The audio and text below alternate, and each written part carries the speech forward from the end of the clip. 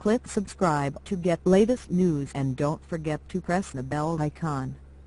With liberals looking for anything they can to smear the president's name, one might think that he would be treading very cautiously, but that's just not the case.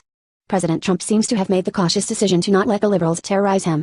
He's going about his job and his life the same way he would if he were receiving such fierce opposition.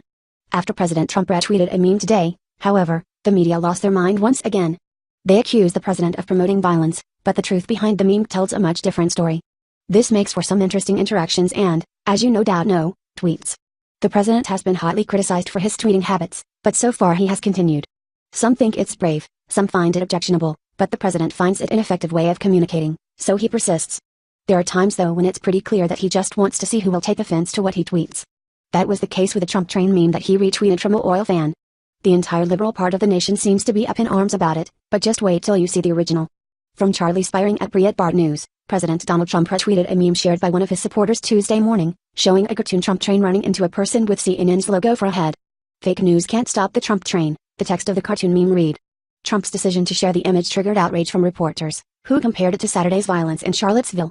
Tweet David Beard the meme that Trump retweeted after Heather Heyer was killed by a Nazi living protesters' car in Charlottesville 4:40 p.m., August 15, 2017. I just love the way that tweet is intentionally putting President Trump's name in with a Nazi.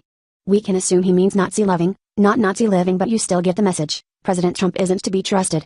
The image that he is promoting is a political machine, the metaphorical Trump train, finally winning against the propaganda peddling mainstream media. That hasn't happened in a while, and it's partly due to the president's usage of social media such as Twitter. David from Tweet, this morning, hours after his grudging disavowal of white supremacist violence, the president has. And this is a classic example of snowflake logic 101. Stretch the truth, make people assume something dramatically worse than what's actually happening and then retreat to your safe space. The liberal tirade of name-calling and wolf-crying went on for a while. There were many more examples, but we wouldn't want you to lose your lunch viewing it. It should be noted that the whole thing was an allegory. The train represented the incredible force with which the American people propelled the president and his agenda forward, and CNN was obviously standing in front of that train, willfully. The thing about trains is that they have tracks, their path isn't unexpected, and it's even illegal in many places to hang out on the tracks. If CNN were a real person, and Trump were a real train, it still wouldn't be the train's fault that CNN were standing on the tracks. The entire thing is a ridiculously blown out of proportion publicity stunt. Was the timing inopportune? Sure, but raise your hand if you've never posted something on social media without fully considering the timing and then gotten heat for it. Yeah, that's most of us.